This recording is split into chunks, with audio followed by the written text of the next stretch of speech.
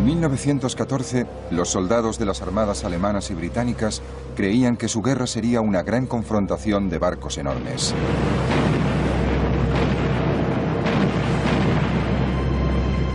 Pero en toda la guerra hubo solo un enfrentamiento naval.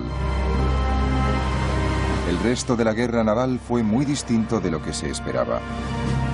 Fue una guerra dominada por una nueva arma, el submarino.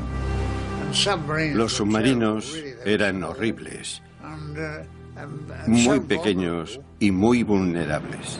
Fue una guerra de bloqueos y hundimientos a gran escala, y que antes de la victoria final fue fuente de desengaños y desastres.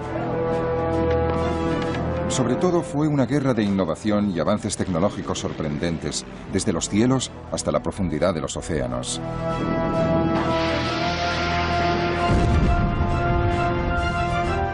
Y ahora, por primera vez, podemos verla tal como ocurrió, en color.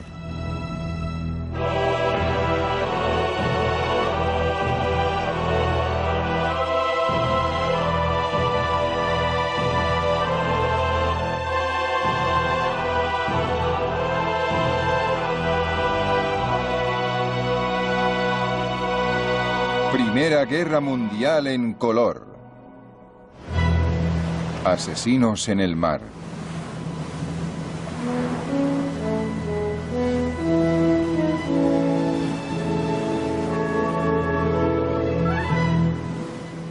Desde la batalla de Trafalgar, la Armada británica había dominado los mares. Las exhibiciones de antes de la guerra, como la revista de Spithead, servían para mostrar su poder. Recuerdo que asistí a la revista de Spithead y el puerto estaba lleno de barcos de todas clases. Era una maravilla. Nosotros éramos niños y estábamos muy emocionados. Miraras donde miraras, solo había chaquetas azules. Se veían marineros por todas partes. Éramos un país naval en esa época. Gran Bretaña era una isla pequeña que dependía del comercio, y para mantener las rutas comerciales abiertas y seguras necesitaba controlar el mar. Pero en la década anterior a la Primera Guerra Mundial, la supremacía naval británica se enfrentaba con otro desafío.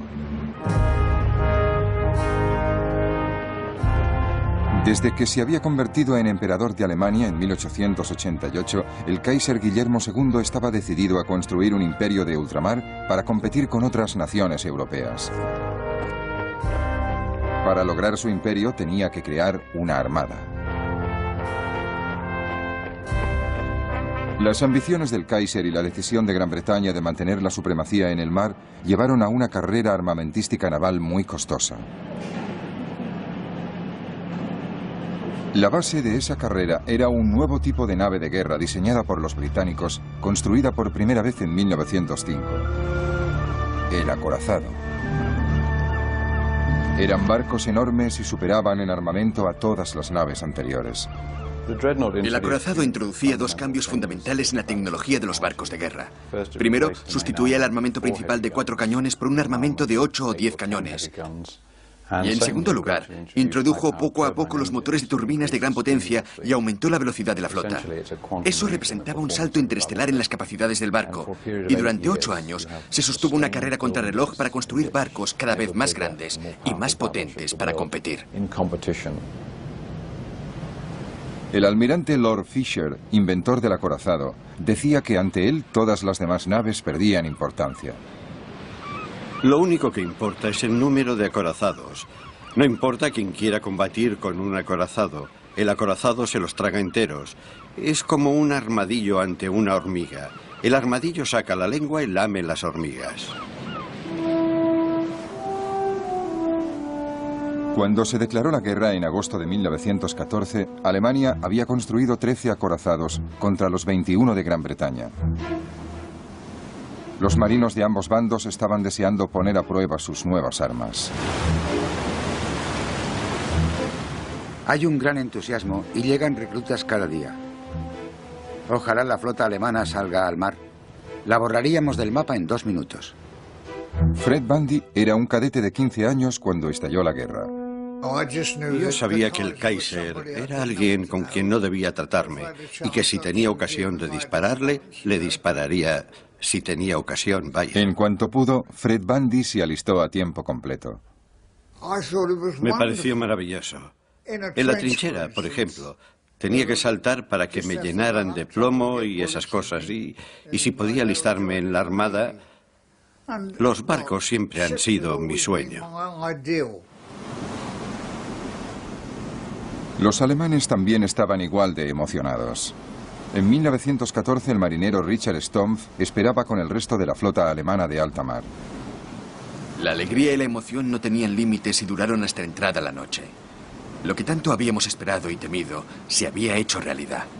Habíamos construido una armada para luchar contra esos ingleses falsos y traidores. Pero el coste y el prestigio de los acorazados tuvieron un efecto sorprendente. Nadie podía permitirse perder uno. El almirante John Jellicoe, comandante de la Gran Flota, anclada en la base de Scapa Flow, no quería ni dejarlo salir del puerto. Si hay probabilidades de destruir barcos pesados del enemigo, está muy bien correr ciertos riesgos, pero a no ser que las probabilidades sean bastante altas, no creo que debamos correr ese tipo de riesgos. Su miedo principal era que si sacaba esa flota de combate tan carísima al mar y perdía una batalla, es posible que, tal como él decía, perdiera la guerra en una tarde. Así que teníamos dos flotas ancladas en los puertos, en sus cuarteles generales y bases oponiéndose mutuamente, y que en cierto modo estaban en punto muerto porque ni siquiera se hacían a la mar. Tuvieron tanto cuidado que hasta al cabo de 2 años de guerra, las flotas de ambos bandos no se enfrentaron en una batalla de verdad. Mientras los acorazados se quedaban en el puerto, el resto de la Armada Británica se dedicó a matar de hambre a Alemania organizando un bloqueo y cortándoles el comercio con el mundo exterior. Dado que tenían una flota mucho más grande de cruceros y destructores, los británicos pronto se hicieron con el control del Mar del Norte y consiguieron interceptar todos los barcos mercantes de los países neutrales que se dirigían a puertos alemanes. Los británicos sencillamente anclaban el barco neutral en uno de sus puertos y compraban el cargamento para su propio uso. Los neutrales no se disgustaban demasiado. Se reducía el tiempo de viaje, volvían antes a casa y les pagaban todo el cargamento. Nadie se lo tomaba mal, solo los alemanes. Los marineros alemanes tenían que conformarse con ver cómo la superioridad naval permitía a Gran Bretaña habituallarse para la guerra, mientras su país tenía que sufrir. Cuando veíamos la cantidad de barcos que llegaban a Gran Bretaña, cuando veíamos cómo se esforzaba el enemigo en importar desde todos los puntos del planeta los materiales que alimentaban sus energías para luchar contra nosotros, es como si viéramos nuestra sentencia.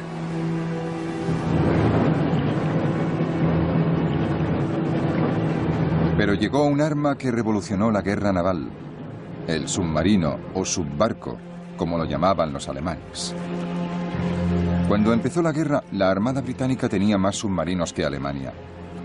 La vida a bordo de un submarino era muy distinta que en un gran barco de guerra. Para mí era claustrofóbico, como se diga. No me gustaba. Me gustaba estar en un sitio de donde pudiera salir. No me gustaba estar encerrado y los submarinos eran horribles, muy pequeños y muy vulnerables. Todos eran voluntarios. Se ganaba un chelín extra cada día. Y no había muchos submarinos, así que tampoco querían muchos voluntarios. Pero más adelante sí hubo más y había que llenarlos. A 1 o 2 no les gustó demasiado, pero tenían que ir. Y cuando los veías después estaban encantados. En los submarinos van todos a una, ¿me entiendes? Aunque tú seas el teniente y yo el fogonero, los dos tenemos que colaborar porque si te dan, tienes que saber lo que se ve en un submarino. Los británicos usaban los submarinos para patrullas de apoyo de la flota de superficie. Los submarinos alemanes tenían un propósito completamente distinto. Se convirtieron en cazadores solitarios y dieron a Alemania la única arma naval realmente eficaz de toda la guerra.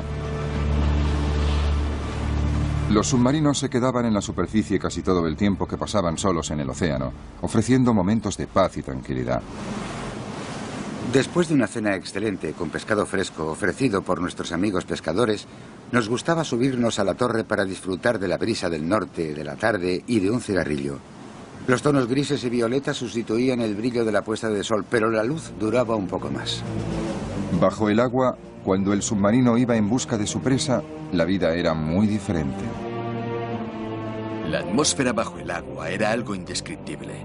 Un golpe tremendo de calor me echó hacia atrás. El termómetro marcaba casi 45 grados. Los hombres estaban sobre los motores con la mínima ropa posible. Y sus caras agotadas y tensas, sucias de gasolina y de grasa, parecían calaveras. En septiembre de 1914, esta nueva amenaza submarina mostró su potencial de destrucción. 3 naves de combate británicas un poco anticuadas, el Aboukir, el Hawk y el Cressy, fueron hundidas en un solo día por un submarino alemán. Un guardia marina británico escribió a su casa contando cómo sobrevivió. Querida abuela, he vivido algo muy emocionante. Nos ha despertado un choque tremendo y todo el barco ha temblado. El Aboukir se hundió de repente y nos dejamos caer por la borda hasta el agua. Nadé hasta el Hawk y estaba subiendo a bordo cuando también lo atacaron y se hundió en 3 minutos. Entonces nadé hasta el Cressy y allí me dieron una taza de chocolate, pero cuando la terminaba lo hundieron también. Volví a saltar y me recogieron cuando llevaba 3 horas en el agua. Otros 1.400 marinos perdieron la vida. El submarino conseguía acercarse a su objetivo sin ser visto. Pero cuando se trataba de mercantes, el factor sorpresa pasaba de ser una cualidad única a convertirse en un problema legal y diplomático. Según las leyes internacionales, un barco de guerra atacante de cualquier bando debía dar señales de aviso a los mercantes para que se detuvieran, abordarlos e inspeccionar el cargamento. Si el cargamento resultaba ser una ayuda para el enemigo, el atacante estaba obligado a dejar que la tripulación mercante abandonara el barco sana y salva. Solo entonces podían hundirlo. Naturalmente, detener a los barcos y seguir todo el procedimiento robaba a los submarinos todas las ventajas que tenían al atacar barcos mercantes. Era un arma traicionera, un arma indigna de los británicos, como dijo un comentarista británico. Los comandantes de submarinos, frustrados, empezaron a saltarse las reglas, hundiendo barcos mercantes sin previo aviso, pero alegando que sus objetivos transportaban munición o incluso que eran los británicos quienes los hundían y no ellos. La propaganda alemana intentó convencer al mundo que seguían respetando la ley y que incluso remolcaban barcos mercantes hasta un puerto seguro. A principios de 1915, la farsa se acabó. El Kaiser y sus comandantes decidieron dar carta blanca a los submarinos. La guerra en las trincheras del frente occidental estaba en punto muerto. Los alemanes no lograban ningún avance contra los británicos y franceses en tierra. La única forma de avanzar era cortarle a Gran Bretaña las rutas comerciales que le daban la vida. El 22 de febrero, Alemania declaró la guerra submarina sin restricciones.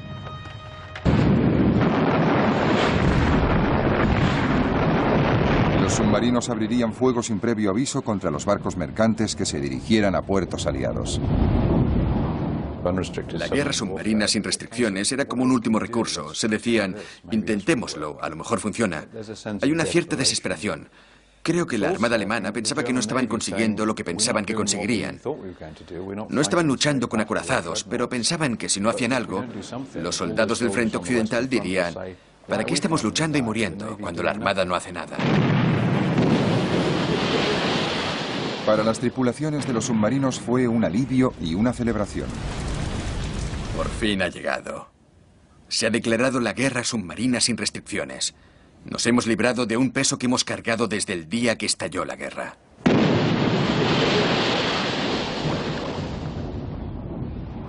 En 3 meses, los submarinos hundieron 115 barcos. Pero entonces un submarino llegó demasiado lejos. El 7 de mayo de 1915, el crucero de la línea Cunard, el Lusitania, zarpó hacia Gran Bretaña desde los Estados Unidos. Alice Drury, niñera de una familia norteamericana, cuidaba a su bebé cuando llegó el impacto del primer torpedo alemán. Cogí el Moisés con el niño dentro. Stuart también estaba en la cabina y gritaba: «No quiero ahogarme, no quiero ahogarme». Y me acerqué a él y le dije: «Agárrate a mí, pase lo que pase». La otra niñera me preguntó: «¿Y yo qué hago?». Y yo dije: «Cuida del niño». No les volví a ver jamás, ni a ella ni a Bunny. Más de 1.200 personas se ahogaron en el Lusitania. Les dio a los británicos una auténtica ventaja que explotaron muy eficazmente. La propaganda británica en la guerra era una de sus principales armas, y el objetivo principal era la opinión pública en los Estados Unidos. El Lusitania fue un regalo del cielo para los británicos. Es lo más estúpido que podían haber hecho los alemanes.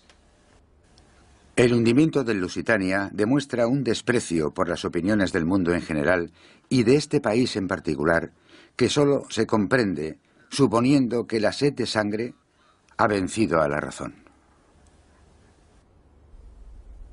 La indignación recayó en gran parte en el propio Kaiser.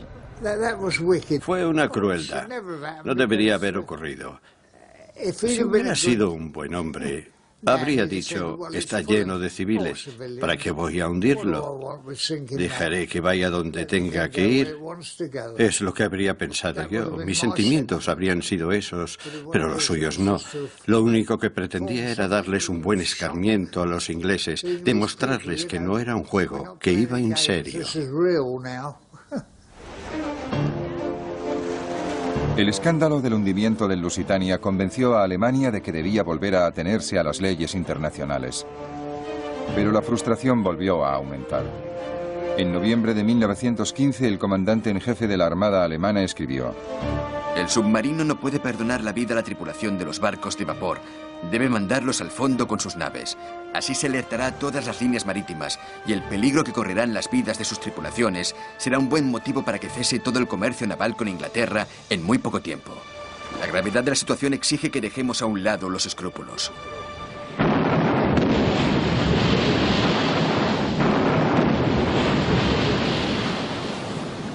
En febrero de 1916 volvió a desatarse la guerra submarina sin restricciones y la indignación también. Tal como se ha demostrado en las últimas semanas, no pueden usarse submarinos contra los barcos mercantes sin violar toda una serie de principios sagrados de justicia y humanidad. Nuestro comercio estaba sujeto a los ataques de un enemigo invisible. Un torpedo podía hundirles antes de que pudieran enviar una llamada de socorro o intentar escapar. Cruceros de línea, vapores mercantes, barcos de pescadores, hombres, mujeres y niños, todos estaban a merced del enemigo invisible. En la primavera de 1916, temiendo que los Estados Unidos se vieran provocados y entraran en la guerra, Alemania dio por acabada su segunda campaña de guerra submarina sin restricciones, durante la cual sus submarinos habían hundido 212 barcos. El bloqueo británico y los submarinos alemanes dominaban la guerra en el Atlántico y en el Mar del Norte. Pero la Armada Británica también participaba en otra campaña muy distinta y desastrosa, a 2.400 kilómetros hacia el este.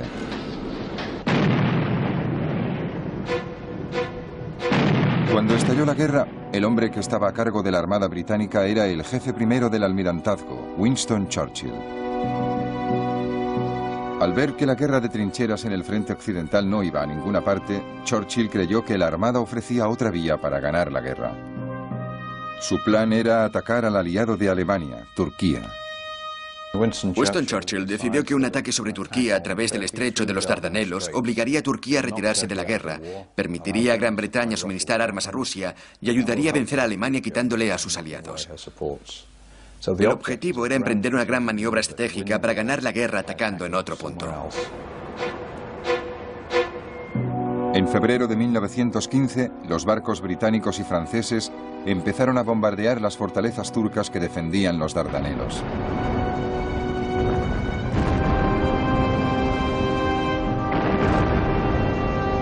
Pero esas naves de combate anticuadas, anteriores a los acorazados, se llevaron una sorpresa muy desagradable.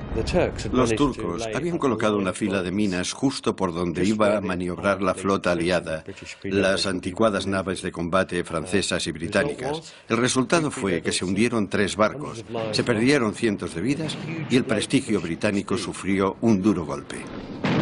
Los marinos aliados se dieron cuenta de que eran un blanco fácil. Hoy nos hemos enfrentado a la muerte, pero gracias a la bondad divina volvimos sin sufrir bajas. Aunque la mayoría de los marinos no pensaron que fuera gracias a la bondad divina, sino que llevábamos 3 botes salvavidas a bordo. Los dragaminas intentaron limpiar el campo de minas. Lo consiguieron solo en parte, pero finalmente los fuertes quedaron silenciados.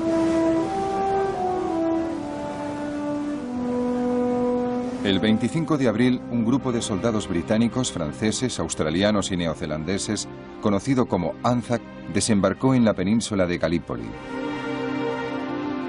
Tengo una gran sensación de miedo y de inseguridad. He comprendido que muchos de los soldados que van a bordo de estos barcos se dirigen a una muerte segura.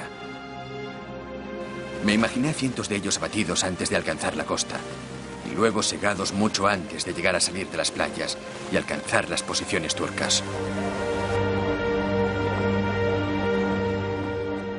Los turcos eran unos defensores excelentes y muy bien dirigidos. Tanto los oficiales turcos como los alemanes eran soberbios. Los británicos, la campaña aliada, los franceses también habían mandado muchos hombres. Los franceses, los británicos, los ANZAC, no tenían ninguna posibilidad. La operación en tierra resultó un desastre. En 8 meses, los aliados perdieron a 250.000 hombres, 110.000 muertos y 140.000 heridos.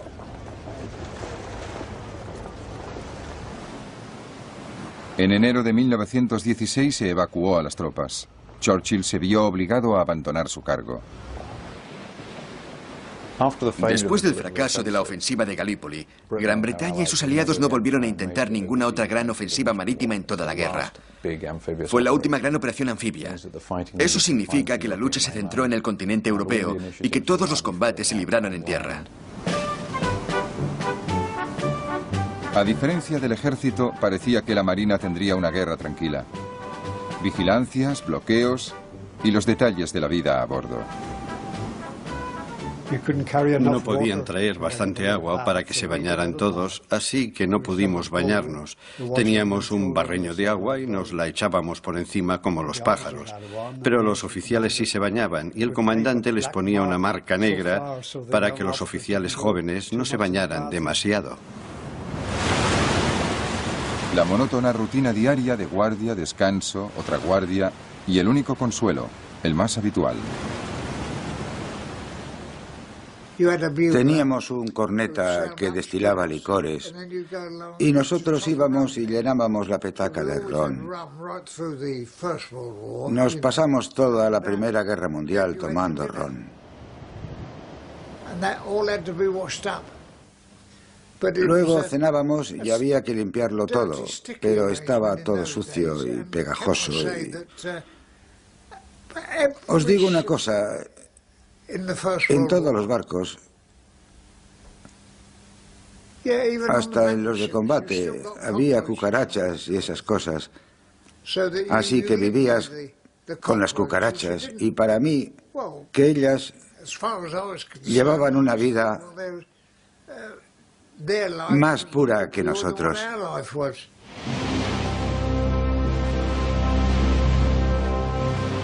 En 1916 la rutina diaria fue interrumpida por poco tiempo, pero muy bruscamente. Cuando Alemania declaró la segunda campaña de guerra submarina sin restricciones, vio que necesitaba una nueva táctica naval y nombró a un nuevo comandante en jefe de la Armada muy agresivo, el almirante Reinhard von Scheer. La guerra en el frente occidental entraba en su fase más sangrienta. Desde el mes de febrero los soldados alemanes y los franceses luchaban por la ciudad fronteriza de Verdún y cada bando sufrió 350.000 bajas.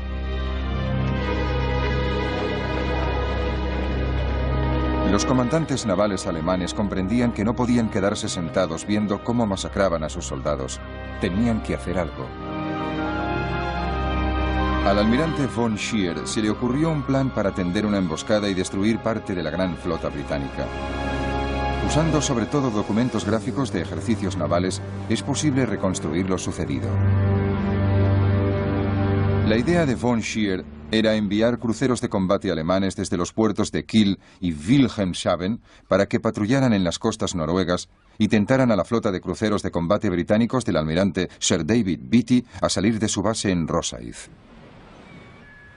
Entonces von Scheer enviaría a los acorazados alemanes a destruirlos antes de que llegara el grueso de la flota británica de Sir John Jellicoe desde Scapa Flow.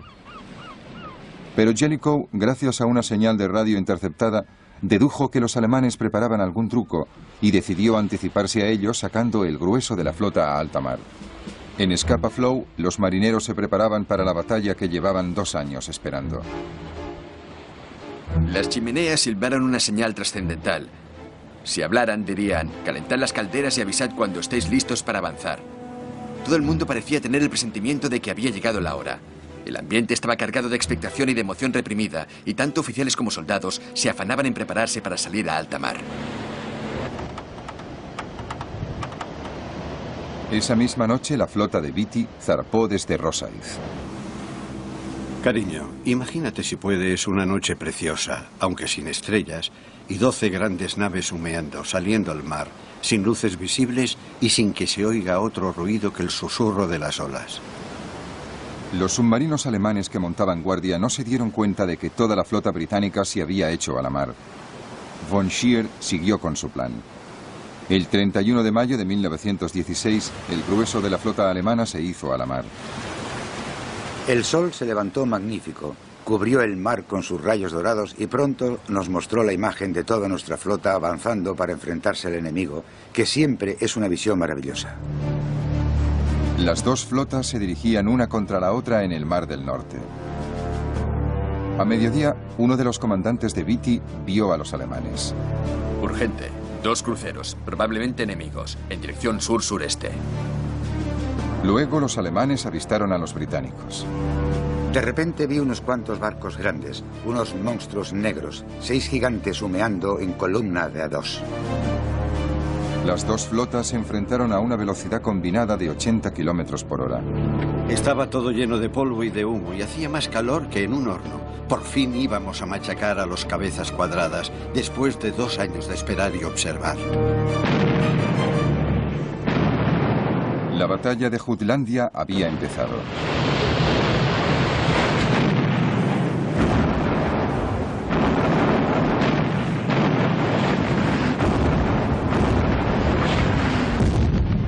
La primera parte fue un gran desastre para los británicos. Por desgracia para Beatty, sus barcos no disparaban muy bien. Tenían la desventaja de la luz y el tiempo, pero no se habían ejercitado demasiado y las naves de combate alemanas tenían una potencia de armas superior. 2 barcos británicos, el Queen Mary y el Indefatigable, estallan y se hunden, perdiendo a casi todas sus tripulaciones. Oímos una explosión tremenda que hizo estallar la proa. Luego oí otra explosión.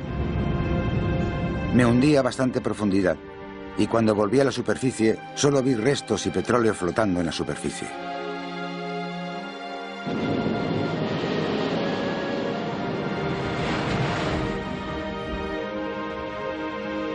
Estaba junto a Sir David Beatty y nos volvimos para ver ese desagradable espectáculo. Se volvió hacia mí y me dijo: parece que hoy están fallando nuestros malditos barcos. El problema no eran los barcos, sino la forma que tenían Beatty y su escuadra de usarlos. La velocidad era lo principal, así que las precauciones de seguridad que se introdujeron, como las puertas que se cerraban y había que abrir, eran un estorbo. Además, habían pasillos cerrados. Un impacto en una torreta podía producir una explosión cuya onda llegaría instantáneamente hasta la Santa Bárbara, donde había 120 toneladas de explosivo listas para estallar. Las consecuencias eran devastadoras. El barco entero estallaba, y eso fue lo que ocurrió con el Infatigable y el Queen Mary. Con sus barcos dañados, Beatty se dirigió hacia el norte para encontrarse con la flota de Jellicoe. Von Scheer lo persiguió. Al cabo de pocas horas, los alemanes se encontraron frente a frente con el grueso de la flota británica. Es un momento trascendental en la vida de cualquiera. Recuerdo que pensé para mí, hemos perdido mucho y más que vamos a perder, pero no nos importa perder lo que haga falta mientras se enfrenten las dos flotas. Y allí empezó la batalla de Jutlandia. Entonces la Marina británica demostró su superioridad.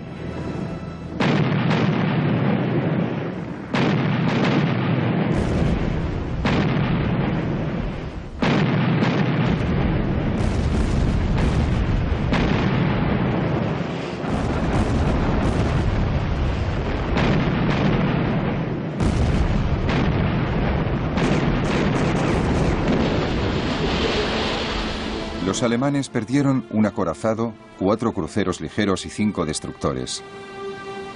Pero los británicos también perdieron otro crucero de combate, el Invincible. De casi 1000 hombres a bordo, solo 6 sobrevivieron. La tripulación de otro barco cercano, el Indomitable, vio cómo se hundía. Los jóvenes oficiales del Indomitable teníamos negros presentimientos desde el día en que zarpamos. Los suboficiales del Invincible subieron a bordo y tuvimos una noche de alegría y diversión. Y ahora, todos duermen en el fondo del mar.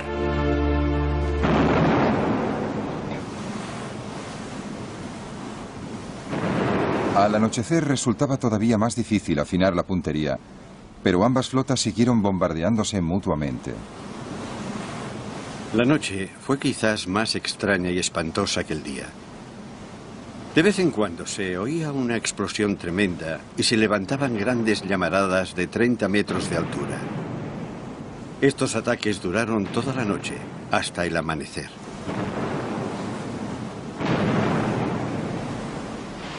En la oscuridad, la flota alemana huyó hacia su país y escapó sin ser vista. El 1 de junio por la mañana, los alemanes se acercaban a los puertos seguros de Kiel y Wilhelmshaven. Volvimos a puerto y nos dieron café caliente y comida. Como muchos de mis compañeros, no los quise. Nos tumbamos en el suelo en un rincón del barco. Nos daba lo mismo donde estábamos. Nos pusimos a dormir. Hacía 2 días que no dormíamos. Jutland es una de las batallas más controvertidas de todos los tiempos. Todo el mundo dice que ganó. El Kaiser al día siguiente dijo, la magia de Trafalgar se ha roto, hemos vencido a los británicos. Von Scheer en su informe oficial dijo, no debemos volver a intentarlo, nos borrarían del mapa. Y esa era la verdad. Los alemanes sabían que podían darse por contentos al volver a casa con casi todos los barcos y casi todos los marinos. Igual que los alemanes, los británicos presentaron la batalla de Jutlandia como una gran victoria naval. Pero Jellicoe sabía que sus pérdidas habían sido bastante más graves que las alemanas, tanto en barcos como en vidas. Sin embargo, aún controlaba el Mar del Norte. Para la Marina alemana fue como volver a la casilla de salida. En el frente occidental se mantenía el equilibrio de fuerzas. Los británicos habían lanzado su ofensiva en el Somme con 600.000 bajas. Pero el Somme había costado también mucha sangre alemana. La Marina alemana, con su flota de superficie metida en el puerto, solo podía ayudar a la infantería volviendo a la guerra submarina sin restricciones. En febrero de 1917 se tomó la decisión fatal.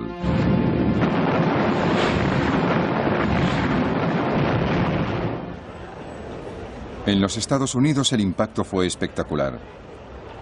Unos meses antes, Woodrow Wilson había sido reelegido presidente de los Estados Unidos porque decía a su país que no podían seguir aislados de la catástrofe que tenía lugar al otro lado del Atlántico. En esta elección nos jugamos mucho más que los asuntos domésticos. Y en la situación mundial hay en juego mucho más de lo que se imagina nuestra gente. El equilibrio democrático está en peligro. Y su destino se juega no solo aquí, sino en todo el mundo. Después de la declaración alemana de guerra submarina sin restricciones, Wilson, envalentonado por su nuevo mandato electoral, le lanzó a Alemania un ultimátum. Los alemanes no le hicieron caso y aumentaron la producción de submarinos. Ya tenían 110 en el mar. Si no queremos desangrarnos hasta la muerte, debemos aprovechar al máximo nuestros submarinos como arma de guerra para destruir la vitalidad de Inglaterra. Durante los meses de febrero y marzo de 1917, los submarinos lograron hundir por lo menos 500 barcos.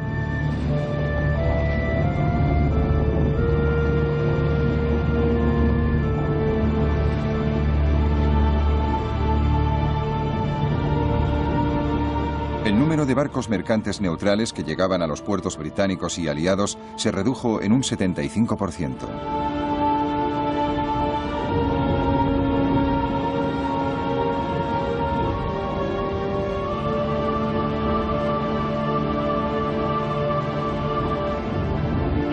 Algunos capitanes de submarino alcanzaron unas cifras de barcos hundidos increíbles. Cuando volvían al puerto después de sus incursiones, se convertían en héroes nacionales, como los ases del aire de la guerra.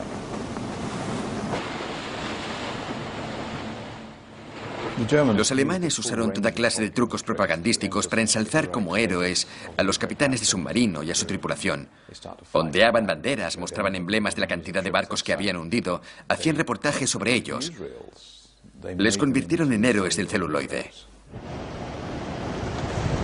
¿Y este barquito gris que acaba de sumergirse bajo las olas ha logrado todas esas victorias?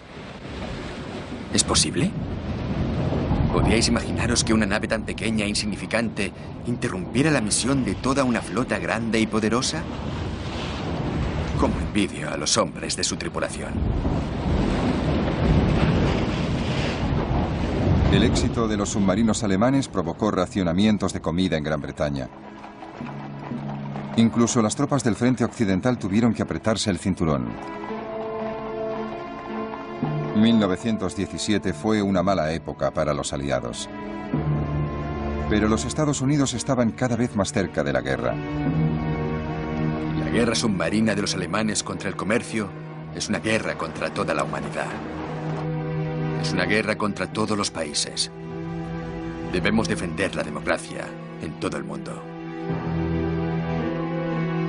El 6 de abril, los Estados Unidos por fin declararon la guerra a Alemania. Los británicos recibieron a sus aliados con los brazos abiertos. No se les tenía por extranjeros. No había envidias ni impaciencia al recibir órdenes de un almirante extranjero. Tenían una sola idea: hacer todo lo posible por la causa común, y en consecuencia resultaron una ayuda muy valiosa para el bando aliado. Pero incluso con los norteamericanos a bordo, los aliados seguían sin encontrar la manera de derrotar a los submarinos.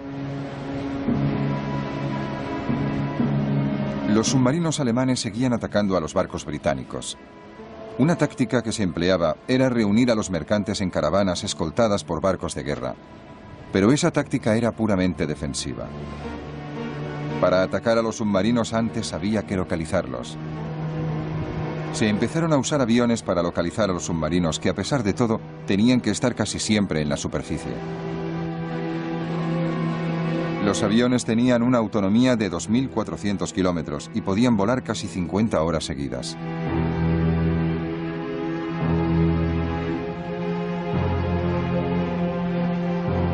Los barcos volantes y los hidroaviones iban armados con torpedos, bombas y ametralladoras para atacar a los submarinos que encontraran en la superficie. Nos atacó un avión. Se acercó a nosotros aprovechando que el sol nos deslumbraba y como tarjeta de visita nos soltó una carga de bombas que podía habernos costado la vida.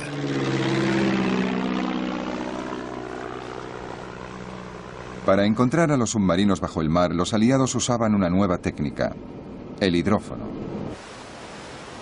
Era un micrófono que se colocaba bajo el agua y detectaba el sonido de los motores eléctricos de un submarino. Entonces se podía calcular a qué profundidad se escondía. Luego se ponía en juego otra arma nueva: las cargas de profundidad, que eran minas lanzadas desde los barcos y reguladas para que estallaran a una profundidad determinada. Una carga de profundidad estalló con un ruido tremendo. Perdimos las esperanzas a medida que aumentaba el riesgo de morir aplastados o volados en pedazos. Seguimos trabajando aunque fuera para distraernos del inminente destino que nos esperaba en el fondo del mar.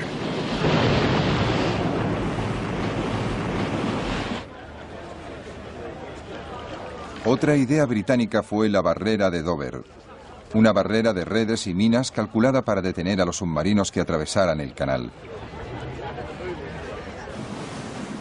Los campos de minas empezaron a proliferar por el Mar del Norte. En 1918 los aliados colocaron 70.000 minas para evitar que los submarinos alemanes pudieran penetrar en el Atlántico. Resulta muy desagradable cuando el barco choca con el cable escondido de una mina. Y la muerte salta y choca contra la quilla.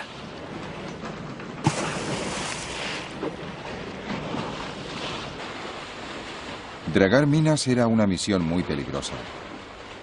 De vez en cuando los submarinos conseguían colocar minas cerca de los puertos británicos. Una vez recuperadas podían desactivarse individualmente.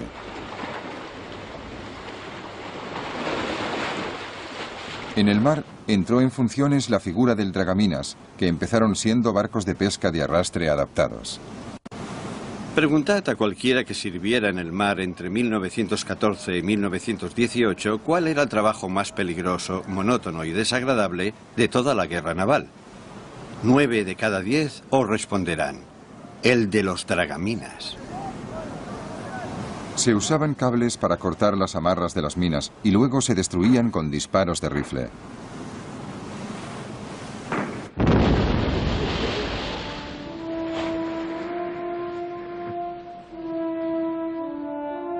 Un invento ingenioso era el cebo para submarinos o nave camuflada. No había señales de vida a bordo. Salimos a la superficie. De repente el barco volvió a la vida. Se abrieron las portillas escondidas. Los artilleros se pusieron al cañón de proa, descubrieron otros cañones y nos lanzaron una lluvia de fuego devastadora. Por fin, los británicos intentaron cerrar los puertos de submarinos de la costa belga.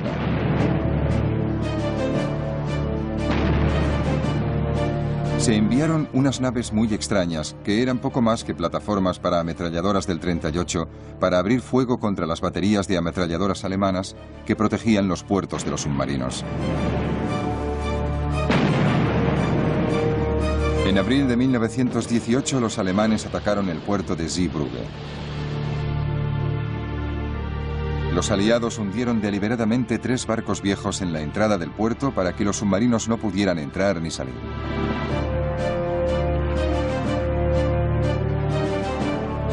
Durante la operación, el crucero británico Vindictive quedó muy dañado y tuvo suerte al poder volver a Inglaterra.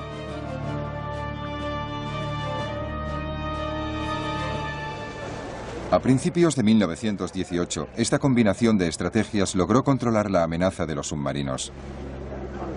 Las tropas norteamericanas podían llegar sanas y salvas por el Atlántico hasta Europa. La victoria era inevitable por una simple cuestión de números. Pero los británicos también habían vencido la batalla del bloqueo, en parte por su disposición a aceptar el racionamiento. La carne, la mantequilla y la margarina se convirtieron en lujos, y las patatas eran la dieta diaria.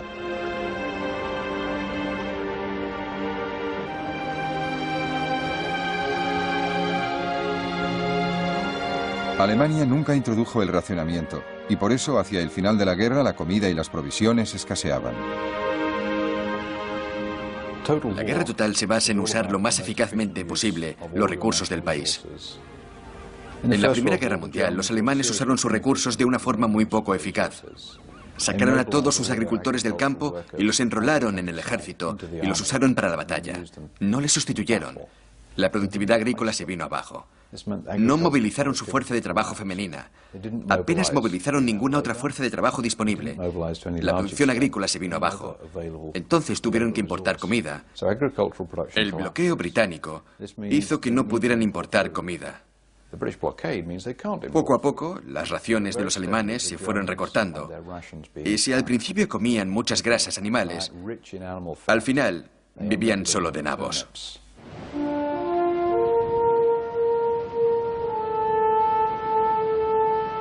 La guerra naval había empezado con la carrera de los acorazados y hacia el final la flota de navíos británicos y norteamericanos parecían simbolizar la victoria aliada en el mar.